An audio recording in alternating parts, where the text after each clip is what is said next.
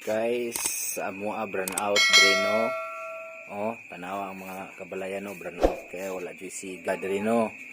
Oh.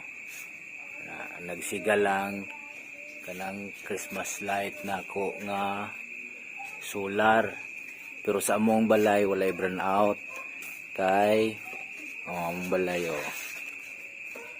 siga na ang balay tungod aning ako ang solar pod sit up. Ang solar sit up na ko, pang suga lang na siya.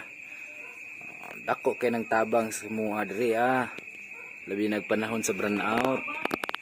Kay diri sa mo ang palibot sa mong lugar, kami ray na isuga. Oh. Sigaon akong gawas. Oh.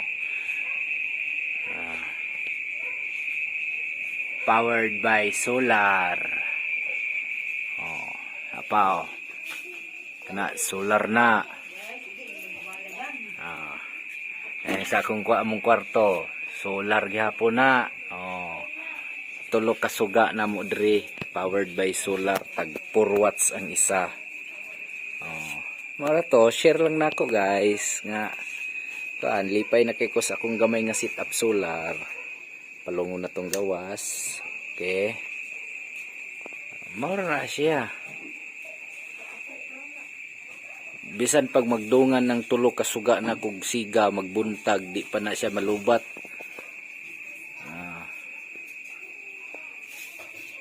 Okay kayo. Na siya. Gubot kinang mga wire na kay pilar may sit up sa wahik ibang kaagan ug ultimo uyamot pa jud. Sana all. Sa gawas perte yung ngit-ngita bisan asa ka mas light ra na mga solar may nagsiga. Lilion na sa gawas wala gyud burn out gikan pa sa alas 5 pa wala kanang pidikab lang nagsiga kana palibot na mo wala jud burn out na siya muna dako jud king tabang ning among solar nga gamay sit up na ko bisan pinobre lang nga sit up pang suga lang para dili na kayo ngit-ngit kung panahon sa burn out.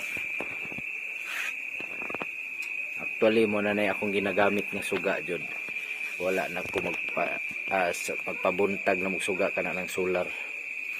Gamit ra mig kuryente sa uban nga wala na ko tig suga CR dili na solar among suga dia. Kusina dili na pud solar. Kanilang na solar na ko tulo ka kubuok sa sala ug sa kwarto o kining sa gawas mora. So mora dere ra pud ko taman